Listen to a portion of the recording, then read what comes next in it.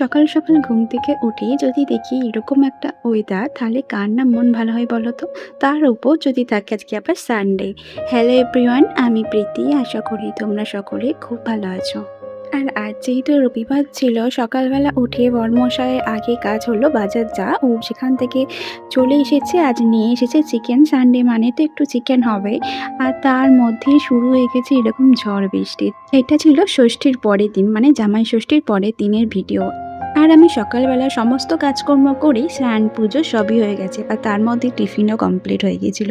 আর তারপর বসিয়ে দিয়েছিলাম রান্না বান্নার কাজ। আর আজকে তো সিম্পল মেনু, ভাত আর চিকেন।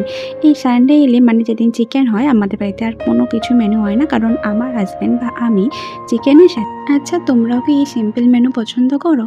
আচ্ছা, তোমাদের ওইদিকে কি জামাই ষষ্ঠীর দিন বৃষ্টি হয়েছিল, না তার আগের দিন বৃষ্টি হয়েছিল? প্রত্যেক বছর তো জামাই ষষ্ঠীর দিন মায়ের কাছেই থাকা হয়, কিন্তু এই বছর কিছু কারণবশত মায়ের কাছে যাওয়া হয়নি।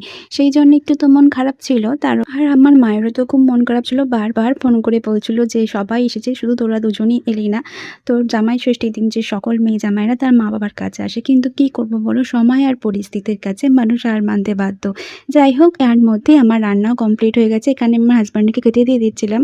আর দেখো বৃষ্টি এখনও থামেনি, কি হারে বৃষ্টি হচ্ছে এখানে। আচ্ছা, আমার মতন তোমরাও কে কে এইবারে জামাই ষষ্ঠীটা মিস করে গেলে তোমরাও জানিও কমেন্ট বক্সে। আর যদি আমার এই ছোট ছোট মিনি ব্লগটাও তোমাদের ভালো লেগে থাকে তো চ্যানেলটা সাবস্ক্রাইব করে দিও, একটা লাইক একটা কমেন্ট করে দিও, যাতে আমি নতুন নতুন ভিডিও বানাতে আরও অনেক বেশি উৎসাহী হই। টাটা।